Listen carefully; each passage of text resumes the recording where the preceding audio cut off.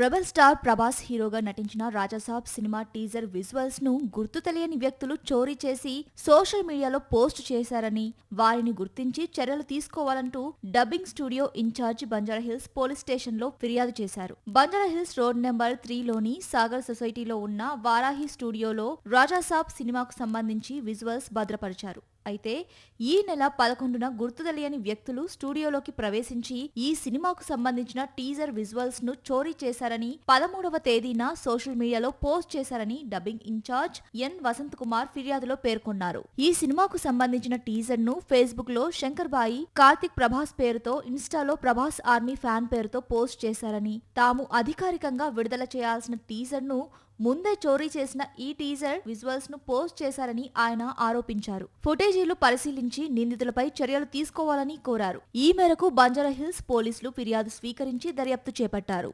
Rebel star Prabhas హీరోగా నటించిన Raja Saab cinema teaser visuals ను గుర్తు తెలియని వ్యక్తులు చోరీ చేసి సోషల్ మీడియాలో పోస్ట్ చేశారని, వారిని గుర్తించి చర్యలు తీసుకోవాలంటూ dubbing studio in charge Banjara Hills police station లో ఫిర్యాదు చేశారు. బంజారాహిల్స్ రోడ్ నెంబర్ 3 లోని సాగర్ సొసైటీలో ఉన్న వారాహి స్టూడియోలో రాజాసాబ్ సినిమాకు సంబంధించి విజువల్స్ భద్రపరిచారు. అయితే ఈ నెల 11న గుర్తు తెలియని వ్యక్తులు స్టూడియోలోకి ప్రవేశించి ఈ సినిమాకు సంబంధించిన టీజర్ విజువల్స్ ను చోరీ చేశారని, 13వ తేదీన సోషల్ మీడియాలో పోస్ట్ చేశారని డబ్బింగ్ ఇన్ఛార్జ్ ఎన్ వసంత్ కుమార్ ఫిర్యాదులో పేర్కొన్నారు. ఈ సినిమాకు సంబంధించిన టీజర్ ను ఫేస్బుక్ లో శంకర్ బాయి, కార్తిక్ ప్రభాస్ పేరుతో, ఇన్స్టాలో ప్రభాస్ ఆర్మీ ఫ్యాన్ పేరుతో పోస్ట్ చేశారని, తాము అధికారికంగా విడుదల చేయాల్సిన టీజర్ ను ముందే చోరీ చేసిన ఈ టీజర్ విజువల్స్ ను పోస్ట్ చేశారని ఆయన ఆరోపించారు. ఫుటేజీలు పరిశీలించి నిందితులపై చర్యలు తీసుకోవాలని కోరారు. ఈ మేరకు బంజారాహిల్స్ పోలీసులు ఫిర్యాదు స్వీకరించి దర్యాప్తు చేపట్టారు.